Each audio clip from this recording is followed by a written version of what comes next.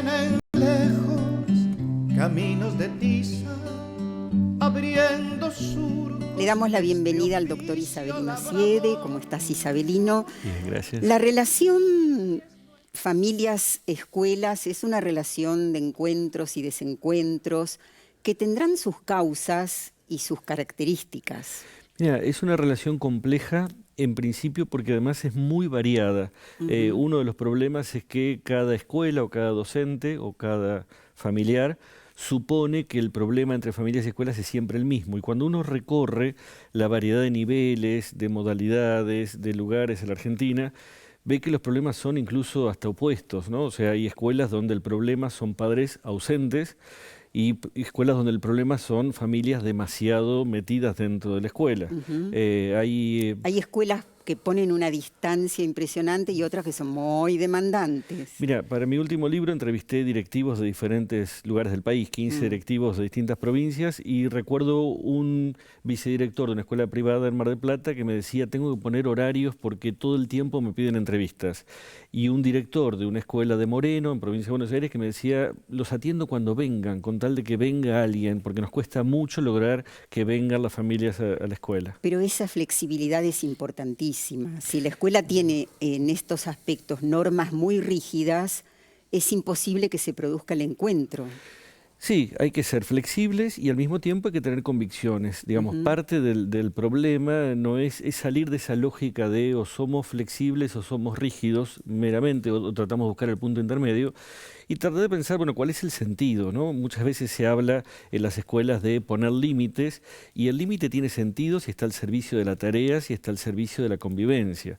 Y en esta relación entre familias y escuelas, lo que ocurre es que se encuentran adultos diferentes, con distintas formaciones, distintas tradiciones, diferentes modos de pensar, que rodean e interactúan en torno a un mismo niño, una misma niña. Si eso genera conflictos dentro del grupo familiar, mucho más lo genera cuando aparece otra institución, la escuela, que tiene otra mirada sobre el mismo niño o niña. Y que encima ha ido cambiando. Ha ido cambiando la familia, ¿cómo? Ha ido cambiando la escuela, digamos, ¿se mantuvo imperturbable o también acompañó esos cambios? Es muy importante pensar esto, porque efectivamente la escuela ha cambiado mucho, las familias han cambiado mucho, pero al mismo tiempo necesitamos salir de ese tono tanguero con el cual miramos a las familias de antes, ¿no? Yo siempre digo que en las escuelas, sobre la familia, sobre los valores y sobre la identidad se habla siempre en tono tanguero, ¿no? Como si las cosas de antes eran mejores. Y cuando uno escarba un poquito la historia de los grupos familiares en Argentina, han sido siempre conflictivos, tensos, con una gran variedad de situaciones. Digamos, un país atravesado por guerras, crisis económicas, inestabilidad institucional, sería casi milagroso que las familias hubieran estado indemnes de un derrotero como sociedad muy complejo. Y al mismo tiempo, a veces hay una imagen, un estereotipo de una relación en el pasado en el cual familias y escuelas se llevaban de maravillas, en cambio ahora no. Cuando uno recorre un poquito... Perdón, a lo mejor de maravillas porque se veían poco. Sí, puede ser. También hubo momentos donde efectivamente la escuela, como brazo del Estado, imponía su criterio ante las familias y las familias se agachaban la cabeza. Pero creo que hemos conquistado como sociedad el derecho de los grupos familiares a que no se los juzgue, que no se los evalúe, que no se diga si está bien o mal cómo están configurados, y el derecho también de los grupos familiares a demandar en términos de ciudadanos a la acción de la escuela. Y que la participación no se limite a... bueno, vengan a pintar las puertas, sino que tenga que ver más con decisiones que hay que tomar como comunidad. Sí, y eso muchas veces tiene una mirada ambivalente desde las escuelas, ¿no? Las escuelas piden que las familias participen y al mismo tiempo nos preocupamos cuando participan demasiado. Lo usual es que cuando hay participación de las familias, la participación funciona bastante mal hasta que empieza a funcionar un poco bien. Y uno tiene que dar cierto tiempo para que se construya una cultura política de la participación dentro de una institución, ¿no? Es como aprender a andar en bicicleta. Uno no puede aprender a andar en bicicleta sin darse porrazos. ¿Pero es solo tiempo o es también ir aprendiendo qué se espera de cada uno. Es eso, exactamente, pero muchas veces el problema es que se cortan esos procesos rápidamente cuando algo funciona mal. Por eso digo que es un proceso educativo, pero al mismo tiempo que requiere un tiempo. Nos damos mucho más tiempo con algunos aspectos de los procesos educativos de la escuela y no con otros, ¿no? Con la cuestión de las normativas o con las cuestiones de participación, pareciera que ya todos debemos saber cómo participar. Y además estamos en un contexto en el que los adultos estamos bastante inciertos sobre nosotros mismos, sobre el futuro de nuestros hijos, y entonces no tenemos criterios tan nítidos como podían tener adultos de otras generaciones en relación con la crianza. Todo lo que sea crianza, cuidado, límites, son cuestiones que están en discusión porque también están en discusión nuestros propios procesos vitales. Nos encontramos con entornos que han cambiado sensiblemente, tanto por avances tecnológicos como por cambios en las reglas de juego de la convivencia en la sociedad. Sí, todo, por cambio en la vida de las ciudades, en los miedos de los padres, en nuevos miedos que aparecen. Sí.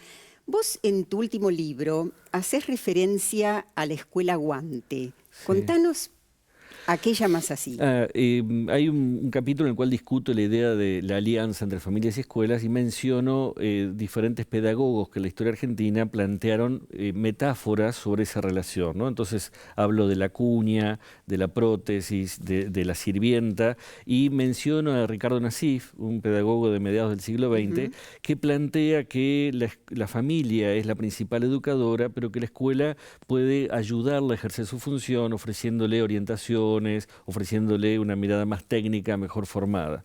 Y en ese sentido hablo del guante porque el guante mejora la función de la mano, ¿no? Nosotros usamos un guante para jardinería, otro para arreglar motores. Entonces, hay una función de la escuela que es funcionar como alguien que ofrece herramientas a las familias, con el recaudo también de que la escuela tome conciencia de que no sobre todo tiene las mejores palabras, ni sobre todo estamos formados, ¿no? Es muy sencillo a veces desde la escuela juzgar cómo las familias actúan frente a la comida, los cumpleaños, el cambio de pañales, los hábitos de sueño, pero no es que los maestros hemos sido formados para eso. Uno puede ofrecer herramientas y al mismo tiempo saber que todos los adultos estamos en diálogo con múltiples autoridades y entonces las familias también miran otros canales que le ofrecen discursos. Bueno, las escuelas a veces ofrecen herramientas cuando tercerizan y viene alguien a dar una charla, por ejemplo, sobre un tema. Sí, eso es muy valioso y ocurre en muchas instituciones y además el solo hecho del encuentro. La escuela tiene una potencia muy fuerte que es la potencia del cara a cara. El cara a cara entre los chicos y el cara a cara entre los adultos que rodean a los chicos. Y entonces el solo hecho de convocar a los padres para dialogar acerca de lo que nos está ocurriendo como padres, como madres, como familiares a cargo. Para pensar juntos. E invitar a un especialista realmente es algo que funciona en ese sentido como guante, ¿no? ¿Y es necesario que todos piensen igual, que la escuela sobre determinado tema piense igual que los padres? Por ejemplo, sobre la educación sexual. A ver, en general, en cualquier grupo humano, cuando todos piensan igual, alguien está dejando de pensar. Es decir, se homogeneiza el pensamiento porque él resigna su propio proceso y se empobrece enormemente. Entonces, cuando dentro de un equipo docente todos pensamos igual, nos empobrecemos. Y cuando entre los adultos que rodean a un niño todos pensamos igual, no estamos efectivamente pensando con otros, sino resignando nuestros modos de pensar. Y por otro lado, también pensemos que a veces apostamos a una relación de alianza entre familias y escuelas, pero también hay familias que son muy dañinas para con sus propios hijos e hijas. Y en buena medida el trabajo de la escuela a veces es poner un límite al maltrato, al abuso, al abandono, al descuido. Y en ese sentido no es que la escuela tiene que aliarse con lo que haga el grupo familiar. En muchos casos la escuela es precisamente la salvaguarda de la vida de esos chicos, con muy pocas posibilidades de éxito, pero cada vez con más herramientas institucionales para poder operar. Y también es cierto que sin llegar a esos extremos, muchas veces en el ámbito doméstico los chicos son menospreciados o no logran construir autoestima o son sobreexigidos. El trabajo de la escuela a veces es ofrecer otra mirada, otro discurso, otra orientación posible, otro tipo de prácticas. Entonces, cuando en ambos lugares ocurre lo mismo, también los chicos pierden parte de la experiencia que pueden vivir. Claro, y la escuela lo que puede ahí es devolverle a los padres una imagen más valorizada de su hijo. Sí, y fundamentalmente al niño, a la niña con la que estamos trabajando, ¿no? También es cierto ahí que hay realidades muy distintas, muy distintas. Seguramente todos los docentes conocemos una gran cantidad de familias muy preocupadas por la educación y la crianza de sus hijos. Y hay otras cuantas que no. Digamos, en la vida actual, no todos los adultos se hacen cargo de la paternidad, la maternidad o las responsabilidades de crianza. Bueno, pero los docentes conviven con todo eso. No solo eso. Cuando en la escuela recibimos chicos de familias que acompañan, que comparten criterios, que están atentos al trabajo de la escuela, que hacen la tarea con los chicos, el trabajo del docente se ve realmente beneficiado y se hace mucho más sencillo. Pero cuando recibimos chicos con familias que no acompañan, que van a contramano, que no valoran la escuela, el trabajo de la escuela es mucho más necesario. Se hace más difícil, pero al mismo tiempo es indispensable que la escuela intervenga en esos chicos y en esas condiciones. Así es. Bueno, te quedás, Isabelino, y nosotros retomamos enseguida y seguimos con todos estos temas.